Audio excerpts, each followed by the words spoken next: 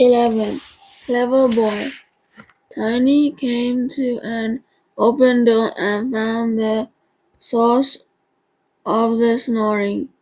A two-leg was slammed over a desk, asleep. Then Tiny noticed something hanging on the wall above the desk. His tail twitched. He hadn't been too sure what Given had wanted, but now that he saw it, he was certain. It was a whole ring of clicks. With the two legs right there, he had to be very careful. Tiny had learned quickly that not all two legs were like Ewan. Not all humans could be trusted. There was another chair to the side of the desk, with a couple of books piled on it. Tiny padded softly into the room and looked up at it. He tensed, forced, and sprang up onto the chair. He landed messily. His paws came down on one of the books, and it slipped away under him. As he slid down onto his stomach, the books fell off the chair, hitting the floor with a thump. The two legs steered. Tiny froze, his little heart sunking in his chest. For a few seconds he dared not move, but then the snoring started again. Tiny got up, carefully not to make more noise, and looked at the desk. He didn't want to knock over any more stuff, but he couldn't see what was up there. Still, he had to take the risk. Tiny jumped, landing closer to the two legs' head. Tiny walked over to the keys, his claws tapping briskly on the desk. The clicks were hanging off a nail in the wall. It would be simply enough to reach up and grab them. But as he pulled them towards himself, the clicks started to jangle. Tiny froze, his teeth still clamped on the clicks. Carefully as he could, Tiny drew the clicks off the wall. They jingled even more as they came loose. The two legs steered again and coughed, fearing the worst. Tiny ran to the edge of the desk and jumped off. He landed on the floor with a thud and a clang. The man's eyes opened. Tiny watched with growling fear as the man grunted and looked around. He seemed to blink at the place on the wall where the click should be. Then his head fell back as he started snoring again, this time at the ceiling. Tiny dared to breathe again. Stupid two legs, how could anyone sleep so deeply? Then again, Tiny was very stealthy and clever, despite knocking down books and jangling the clicks. Of course, Tiny padded over to the doorway and made his way back down the corridor to the cells. Gillen's secret grew ridiculously strong. Finally, he reached her cell and split it through the bars. When she saw him with the clicks in his mouth, she gave a warm exclamation and scooped him up. "Oh, Tiny," said Gwen as she hugged him. "You clever, clever boy." "I knew," poor thing, Tiny. "Very clever indeed."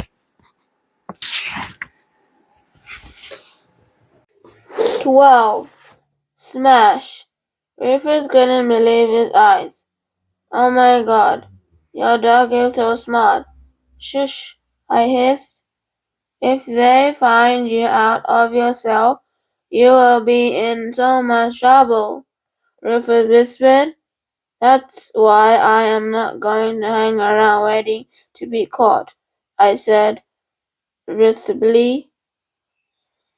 I found a key that fit snugly in the lock, turned it, and the door swung open. Tiny trotted out into the corridor, keeping watch as I walked over to Rufus's cell. "Do you want to come with me?" I said. Rufus looked uncertain and fearful. Or I said, "You could stay here and smash rocks." "I coming," he said. I unlocked the door and he opened it, carefully, trying to avoid any squeaking. "What about the other kids?" I said. "Shall we go and get them too?" Rufus edged out into the corridor nervously. "We can't." "Why?" "They are weak and starving. There's no way we'll be able to sneak them all out together. Even if we make it to the forest, how would we feed them all? We can't just leave them here to be slaves." Rufus frowned thoughtfully. "If we free the adults first, maybe they can help us with the kids." "The adults? What are you talking about?" "Oh, you don't know," said Rufus. "Further along the mountain, they are using adult workers to build a big company.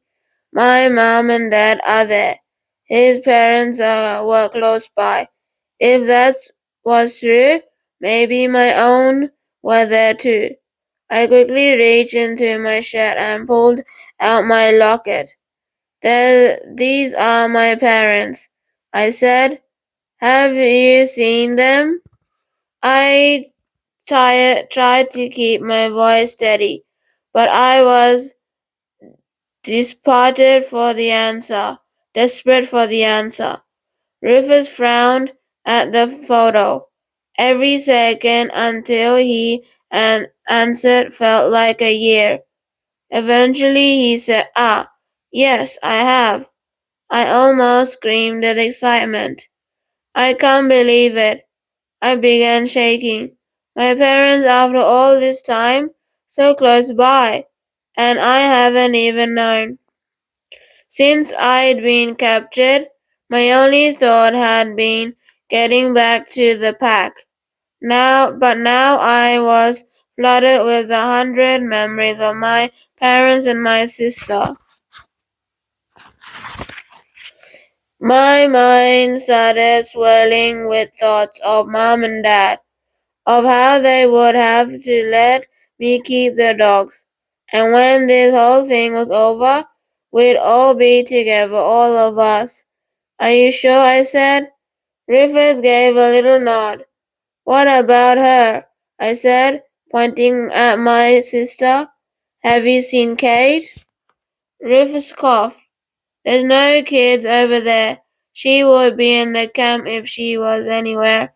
I haven't seen her. I'm sorry. That was disappointing. but not enough to stop a surge of excitement rising up inside me. Not only was I going to get out of this place, I would rescue my parents as well. Then we would work out what to do about Kate. Together, a tough thought stopped me. My pack was very good at survival, but this was completely different. This was no this was going on the attack, and we would need to be sneaky. Half blind Zip and excitable Tiny would need to be sneaky.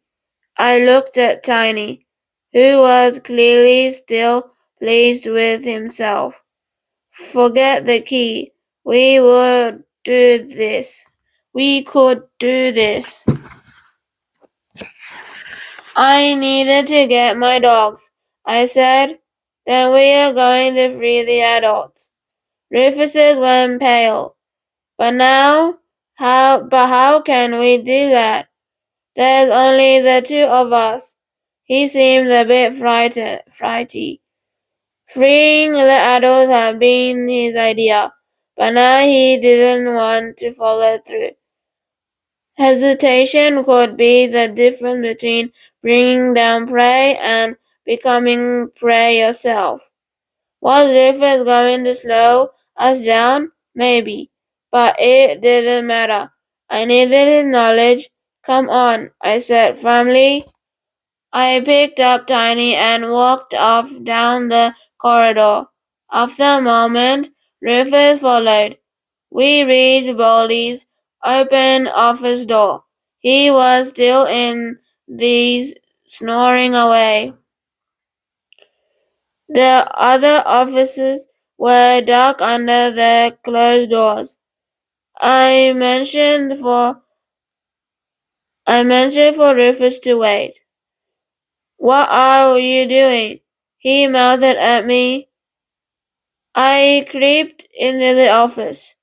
It wasn't hard to find my sling. Baldy hadn't bothered to move it from where the soldiers had tossed it, which was good for me. There was no way I was leaving without my sling. I snuck out of the office and quickly shut the door, using the set of keys to lock Baldy in the room. We went down the stairs and made our way towards the entrance. I began to make out the bumps and humps of kids slumbering on the dirty mat. I felt bad for leaving them, but I knew we could be back. I went to the entrance door. I still had the keys, but I couldn't find a lock on our side. It's padlocked from the outside, whispered Rufus. I heard a scratching and sniffing coming through the door.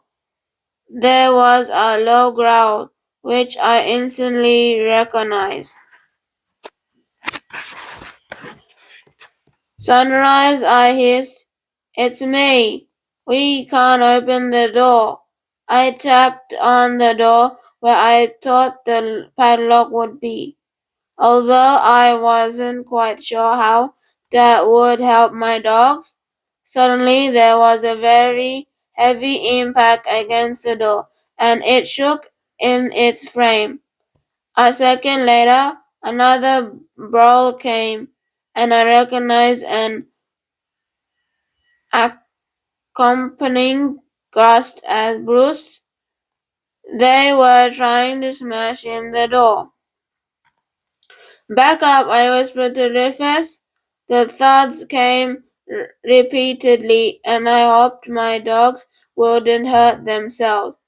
Nails began to shake loose, and the frame splintered. The noise echoed through the whole place, and I heard kids beginning to mumble. Some of them sat up and rubbed their eyes. There was an almighty smash, and the door crashed to the floor. I ran to them, overjoyed, and threw my arms around my family. Noisy and Zip ran up to nuzzle their way into a big group hug. Zip couldn't contain himself and started barking his foolish head off. I hushed him. I hushed them. I knew this was no time for reunions. We had to get moving.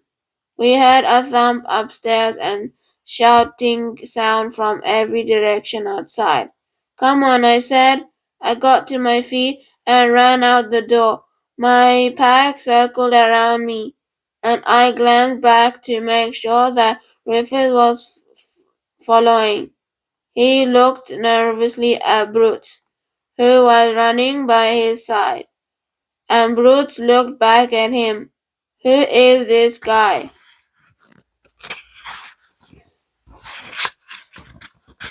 I looked around. There were wires fenced up the hill, mounted of rubble along the building, and a big field full of dark shapes. Torches flashes from multiple directions. I didn't know which way to go. Follow me, Sunrise growled. She bounced off to the side. I picked up Tiny and ran after her as fast as I could. It felt good to have the wind whip through my hair, my nostrils flaring to take its fresh air. Torches grew rapidly closer, bobbing up and down as soldiers jogged along. Sunrise reached the wall and sped off along it. As the rest of us followed, I heard footsteps on the scaffolding above. They were coming at us from all sides. Did Sunrise knew what she was doing? We came to a shed, and Sunrise ran behind it. I followed and saw a glimpse of her tail disparating through a hole under the wall.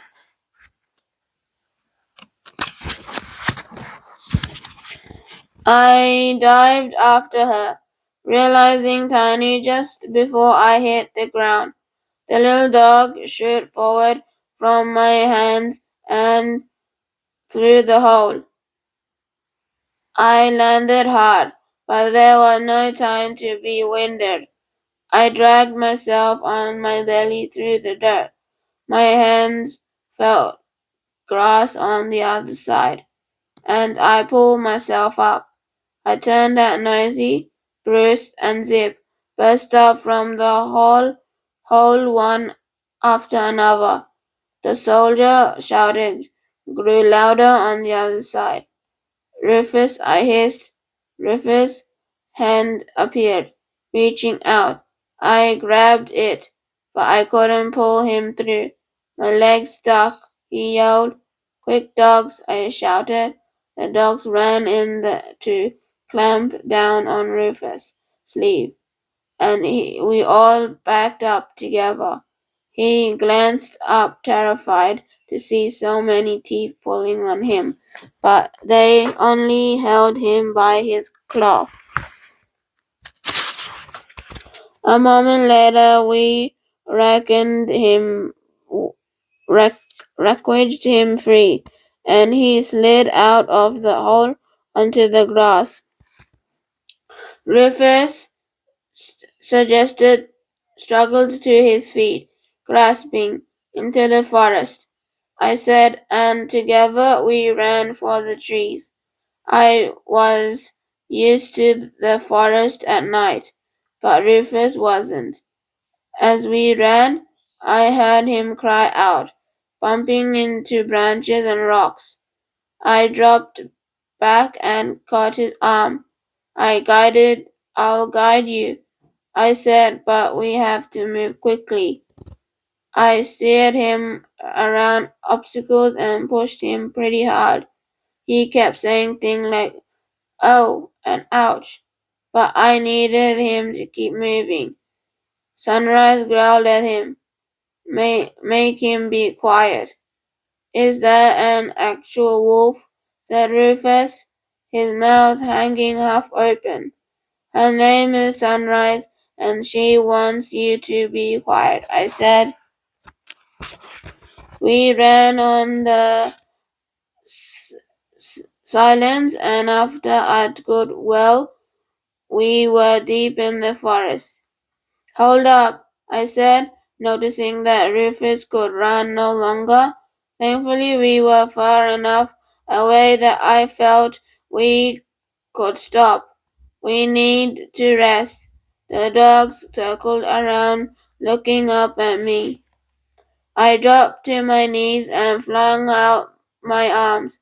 They all jumped on me at once, and we continued our interrupted reunion hug. I am so glad to see you guys. We are glad to see you too.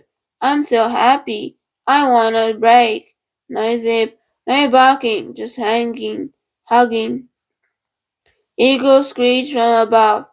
I looked up at Rufus, remembering his worries from before. It's not just me and you breaking into the compound, I said. It's the two of us.